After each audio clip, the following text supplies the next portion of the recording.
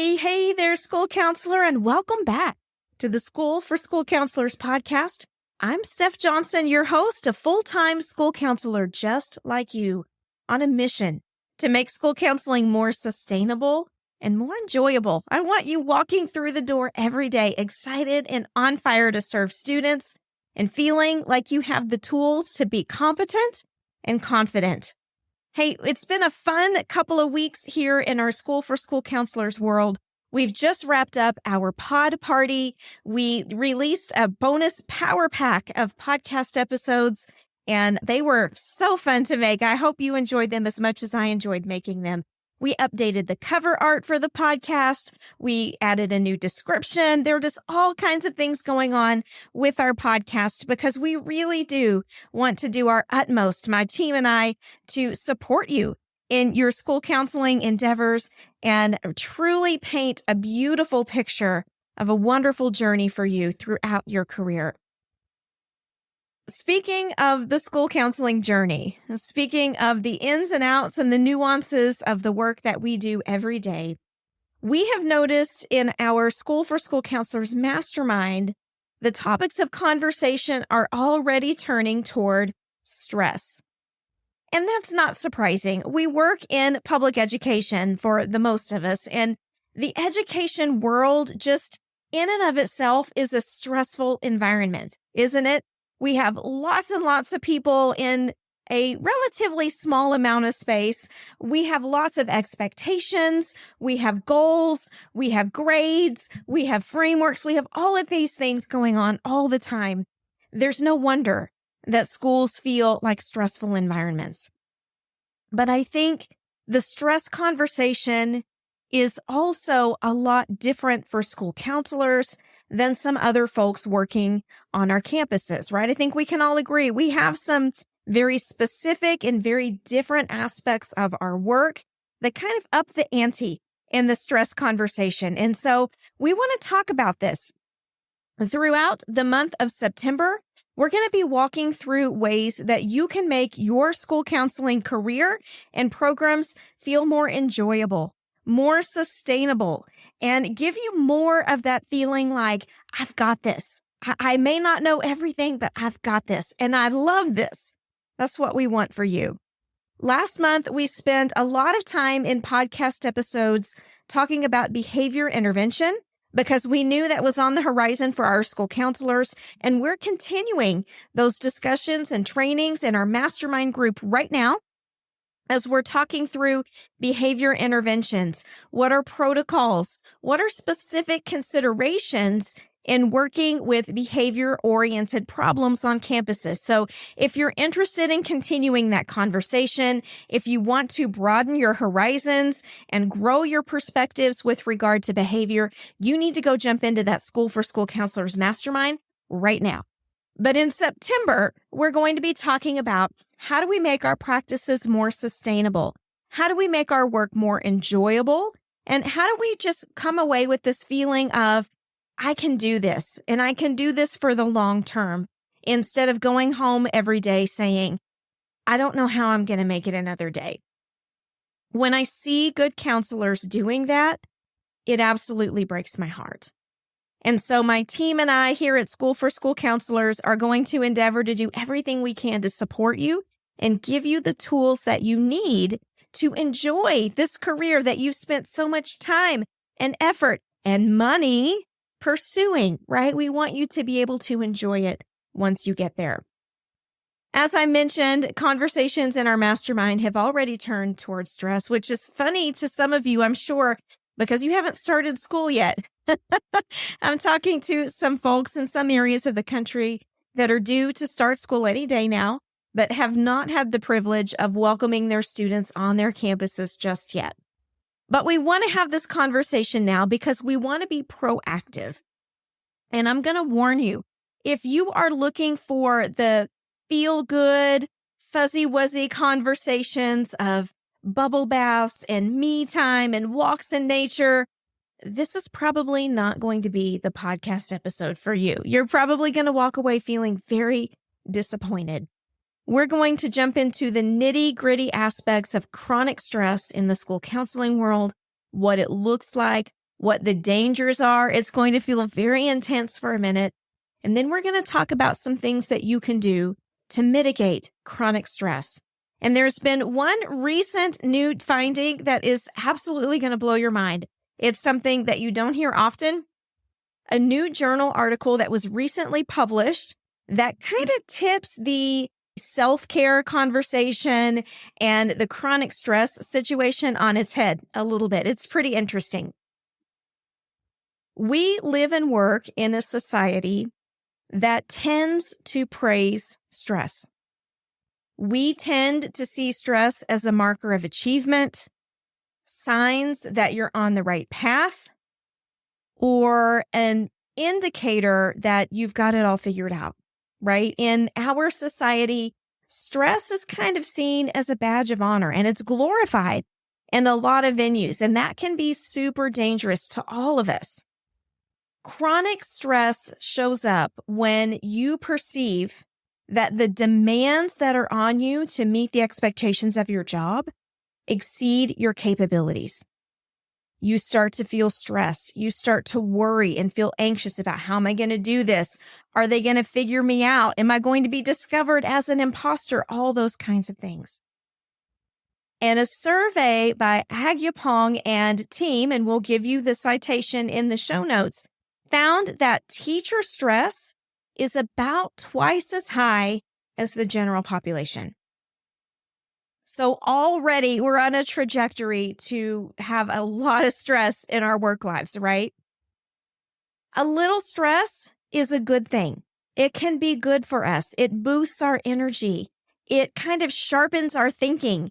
It heightens our alertness, and it motivates us to meet our goals. Stress is not always bad, and we know that from being practitioners in the mental health field. We know that sometimes stress can be a good thing.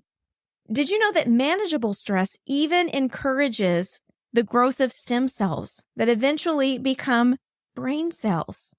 So stress can be a very positive thing. But when you have prolonged activation of all of these stress hormones in your body, right? The cortisol and the adrenaline are just pumping all day long, over and over and over. You start to have a lot of physical and mental effects from that really kind of affect your functioning and your sense of well-being. And that's where we don't want to be. We know that chronic stress can keep that immune system torquing up really, really high until all of a sudden it bottoms and craters out. I can remember in my career as a teacher, I was a fine arts teacher. And so I was tasked with putting on productions. And in true Steph Johnson style, it wasn't just a regular old performance like every other school would do. No, it had to be a big one. And so often in my performances, I would have my entire fine arts team with students in this performance. We would have between 350 and 400 students in a performance, and we would have them constantly moving and entertaining with absolutely no downtime in between. Think about that for a minute. Think about the orchestration that was required to make that happen, in addition to all of the teaching, the content, the costumes, the deadlines, the parent notifications, the making sure all the kids are there, and on and on and on. It was stressful. And we did that multiple times a year. And every time we had a performance, I knew the very next day I was going to be sick. And it wasn't just going to be like allergies or the sniffles. I was going to go down with the flu. I was going to go down with something major. Still to this day, one of my stress responses is to get shingles. And that's how I know I've pushed it too far. Too much stress can hurt our bodies. This is not new news to you, right? But I just kind of want you to think about if you are in one of those seasons now, or if you're on the verge of wandering into this chronic stress territory. We don't want you to be there. There are some specific things with school counselors that no doubt contribute to chronic stress. Job strain, just the job in and of itself. Vicarious trauma, right? Having to see and hear sometimes the worst of things that are offered on your campus, having to process and hold those things in your mind and your heart without good consultation available. Role confusion or role conflict. Those are two very nice ways of saying either your administrator has no idea what you're supposed to be doing or they have their own idea about what you should be doing, but either one of those can be stressful on a campus. Certainly, students' growing mental health needs is a major factor, especially post-COVID. We know that student mental health needs have skyrocketed, and we are now becoming the frontline response staff for youth mental health issues. The problem is our frameworks and paradigms have not changed to meet this need. We're still being expected to do things that aren't exactly in alignment with that increased responsibility. High caseloads have been empirically shown to promote higher stress levels for school counselors. And so we have all of these things going on. It's almost like we're working inside of this vortex of potential stress-inducing circumstances, right? We also are prone to chronic stress because we don't typically get a lot of thank yous for our work. We are often the ones that are having to point out uncomfortable truths or who know things about people that they wish maybe we didn't know so much about, right? And so in the context of doing that kind of work, we don't receive a lot of thank yous. And that's okay for sure. We didn't get into this job because we thought everyone was going to be fawning at our feet, telling us how amazing we are. But it's nice to hear a thank you or an acknowledgement every now and again. And when you don't get those, sometimes that can increase your stress levels. I mentioned before, but I will mention it again. I think it bears being repeated. Vicarious trauma. Huge, huge concern in the school counseling world. And in my opinion, there are not enough conversations going on about that right now. And I mean real conversations about vicarious trauma. What it really feels like to experience that. What really mitigates the threat of extended repercussions from vicarious trauma. I think the bubble bath, glass of wine, walk in nature conversation is over. It needs to be done. And we need to be talking about some true protective factors for school counselors. And one of those things is developing sustainable and realistic frameworks for our work with administrators who understand what we are there to do for their campus. Right? Give me an amen on that. You know it's true. We've got to have some better fundamentals in place. And we've also got to be aware of the fact that chronic stress can tend to creep up on us. It tends to start out as little pockets of stress, and we think, I'm managing this, I'm doing okay with it, everything's fine, it'll calm down soon. But then it just kind of starts to stack up on itself. And often, if we don't catch it, if we don't diffuse it in a timely manner, it stacks up to become chronic stress. And that's the danger that we want to avoid. You know you're in the danger zone with chronic stress when it starts to affect your day-to-day functioning or your emotional balance. If you're struggling with some anxiety or depression and you can't identify the reason for it, it might be chronic stress. Chronic stress can also affect your job satisfaction. It can lead to demoralization. It can lead to feelings of burnout. And sometimes it even contributes, as I mentioned earlier, to folks leaving the profession altogether, either literally, as in walking out the door, I'm going to go do a different job, or psychologically, just kind of checking out from the whole thing. These are the folks that just kind of wander around all day, not really accomplishing much, not really engaging with anybody. They may have so much chronic stress that they've just checked out of their job role. We talked about in a previous episode, and again, we'll link to this in the show notes, about the 3 components of chronic stress. They are emotional exhaustion, where you just feel emotionally depleted. You have this huge loss of energy, and you just feel like you really can't care anymore. Then depersonalization, which is a manifestation of burnout. That's when you start feeling very negative about your work, very callous. You start to have very detached responses to other people in your environment because you're just done. You're over it. It's beyond cynicism. It's beyond that, and it's into some more major territory. And then we get to the point where we feel like our personal accomplishments are reduced. We feel incompetent. We feel like there is no way we're ever going to be successful at this. We're not making any headway. We're not gaining any ground. And we just feel like, why am I here? What am I doing? I don't want you to feel that way. Because when you feel that way, certainly it affects you. We've talked about some of those physical and mental manifestations of chronic stress, but it also affects the caliber of the services that you're able to provide to your students. So it's not just one person, not saying that it's fine. If you're chronically stressed and it's hurting you, that's fine as long as you're not hurting the students.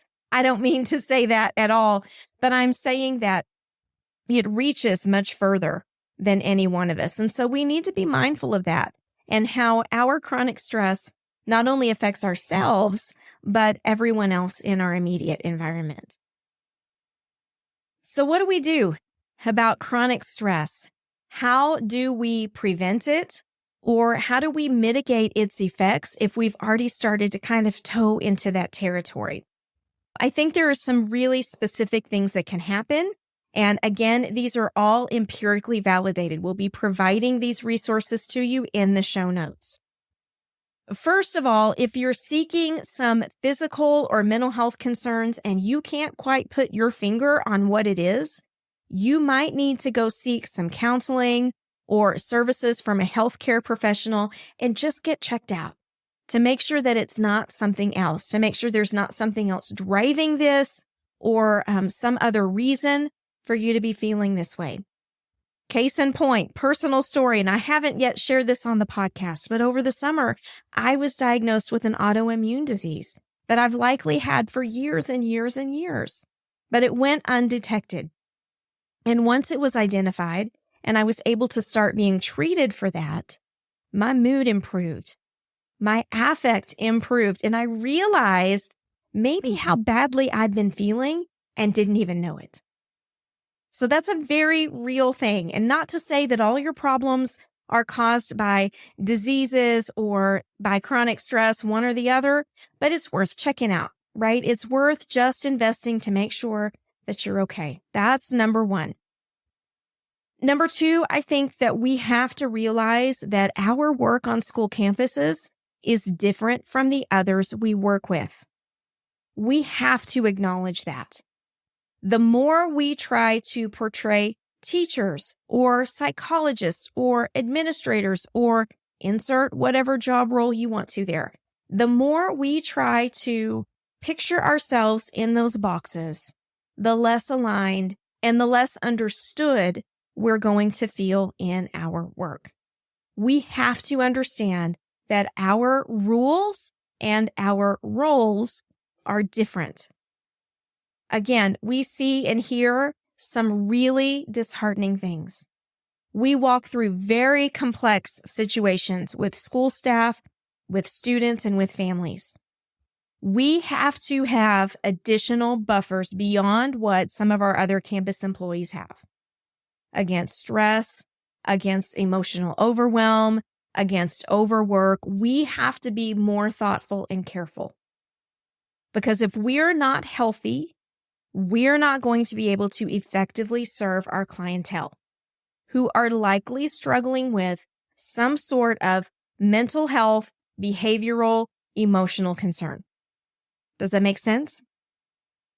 So we have to get rid of the ideas that just perpetuate the education world that are so unhealthy for everyone, but probably exponentially more unhealthy for us. As an example, first in, last out. Are you one of those people? Are you one of the first cars in the parking lot or one of the first people into the building and then one of the last out at the end of the day? School counselors should not be those people. It's not good for us. Establishing essential boundaries. And when I say boundaries, I don't just mean between work and home. I'm not talking about boundaries between professional life and personal life, although that's important too. What I'm talking about is boundaries in the school. What are some things that you can do to promote your own well-being and your ability to best support your students? That might be things like setting professional boundaries as far as conversation and student confidentiality. So you can walk away at the end of the day feeling confident that you've fulfilled your role without violating anybody's needs or rights, instead of walking away and questioning yourself. Ooh, did I say too much? Maybe I shouldn't have said that. I don't know. Maybe I made the wrong decision. You don't want to do that. Maybe it's setting boundaries about white space. I intentionally schedule 15 minutes about every 2 hours just to sit and decompress. That sounds like a lot of time to some of you. But if I don't do that, I do not have the clarity of mind to be able to effectively serve my students. It is in their best interest as well as my own. I need processing time. I need time to digest the things that are going on. I need time to plan what are the next interventions for the new chapter of what I've just discovered. I don't like those rote curriculum things. I'm sure you've noticed that if you listen to the podcast for any amount of time. I want to grow and evolve with my students. And so I need that white space. I need decompression time if we've had to do some sort of behavior de-escalation. I need a minute to bring myself back to center too. If I've had to have a difficult conversation with a parent, I need a moment. So be aware of those. Establish those boundaries. What do you need? I am going to eat lunch every day. Some of you think that's an impossible goal. It's not. But it has to be done with intentionality and it has to be done mindfully. Sometimes you can't just step forward all at once and say, I'm going to start taking my lunch every day. Sometimes it doesn't work that way, but you can walk toward that goal. I think good training also helps avoid chronic stress. It helps us to reduce overwhelm and reduce professional fatigue. It's less decision-making. If we know what works, if we're well-versed in our craft, we don't have to second-guess ourselves as often. We don't have to be in conversations and be scrambling in our head like the hamster running on the wheel as fast as it can, trying to come up with what to say because we're not sure. We'll be able to answer confidently. Evidence base says this is maybe what we should try next. It's not going to be an immediate change. We can expect a change probably within the next 2 to 3 months. Here's how we'll know if it's going in the right direction. Teachers are going to be fatigued when implementing this. These are the kinds of things we can tell them as they do it. The ability to have those conversations is gold in the school counseling world. And the way you get to that level to be able to have those kinds of conversations is through good training. Learning more and investing your time in your craft. And then last, and again, if you've listened to my podcast for any amount of time, you knew this was coming up, but this is empirically validated, y'all. Good consultation. Singh et al. Found that support can serve as a sort of protective factor against compassion fatigue and by extension, against burnout. Interestingly enough, and I alluded to this at the beginning of the podcast episode, a new paper from Niles and team, 2024, just this summer, indicated that the importance of hope in maintaining job satisfaction, even when additional stressors are added, is a specific protective factor. They found that mindfulness leads to hope, and hope leads to feelings of self-efficacy. That is huge for us. Absolutely huge. That is why they also went on to say, and I'm going to read this because I think it is so important. The participants who had a greater ability to see a way forward to achieving their goals also found their job more enjoyable, even when additional stress was added. That is the whole purpose of good quality consultation. That's why I'm always talking about it. That's why I'm always trying to lead you toward our mastermind. It's not because I'm trying to make a buck off my colleagues. As a matter of fact, I find that pretty oogie. We charge for it because we have certain platforms and ways to deliver this information to you, and those have to be paid for. But I believe in good quality consultation for school counselors. I don't believe enough is out there. I do not believe that social media is quality consultation. If I had $1 for every piece of bad advice that I had seen given by someone on a social media forum, I would be a millionaire. And folks are giving this information out of the goodness of their hearts, but they don't understand sometimes the nuance of the situation, or that there's new information out that supersedes what we previously thought about our craft. We have to make sure we're getting information from the best sources. But then above all of that, and our mastermind members currently express these same thoughts, the hope that you receive when you're in a room with people who get it, who do the kind of work that you do, who are not directly linked to you.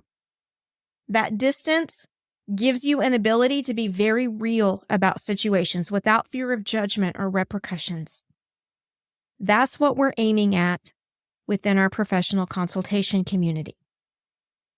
And throughout all of that, I strive to be the poster child of hope in school counseling, because I so vividly and desperately believe in the impacts that you have on your students each and every day. There's no other profession like the school counseling profession, none, where we get to be with students where they spend the majority of their time during their waking hours in school. And we get to identify needs. We get to teach lagging skills. We need to support emotional concerns. We get to provide resources to families all right there. How incredible is that? And I do believe that there are some very positive things coming our way in the school counseling world. I think beliefs are shifting. I think there is a new awareness coming, and I'm super excited about where this is headed. And so I'm endeavoring in everything that I do to communicate that excitement and that hope to you so that you can hold it too. During the days that are hard, when they feel overwhelming, when you think, I don't even know if I want to go back tomorrow, you can hold on to that hope. You can come to consultation and you can uncover a path or a mechanism to where you can find your hope in your program. And that's what I want for you. So please excuse that was a completely impromptu soapbox speech, but I believe in this passionately. And I know that the majority of school counselors out there working their tails off every day feel unappreciated, unheard, unseen. They feel like they're all by themselves, even when sometimes they're working on a team, because they don't feel at liberty to talk about what's really going on. They're afraid to ask questions. They're afraid of judgment. And we need more opportunities in our field for school counselors to come to a safe space and feel like they can find a way forward. That's what I want for you. It almost brings me to tears. All right, so go to schoolforschoolcounselors.com/mastermind. All the information is there. If you want to join us, I think that would be great. If not, go find a good quality professional consultation organization locally. Make sure that you meet with them regularly, not just when you have a gripe or a complaint or something that you want to be mad about or concerned about or outraged about. You need to have a good consultation group that you can share the good things with too, because that's part of your professional satisfaction and your hope. All right, I hope this episode was helpful to you. Please keep these things in mind as you begin your new school year. Keep in mind these good boundaries, time boundaries, boundaries between work and home, and boundaries within the schoolhouse. Make sure those are all intact. Good training to reduce your cognitive overwhelm and your decision making. and engage in good consultation that not only provides you with constructive feedback, but also gives you hope. These are going to go such a long way to addressing chronic stress or the potential of it without meandering into this world of suggestions for bubble baths and me time and walks in nature. Sometimes that's not what you need. If those are soothing to you, do them. If not, you may want to try these instead. All right, I will be back soon with another episode of the School for School Counselors podcast. I can't wait to talk to you again. This is absolutely one of my most favorite times of the week, and I hope it is yours too. I am looking forward to seeing you again on the next episode, so stay tuned. But in the meantime, I hope you have the best week. Take care.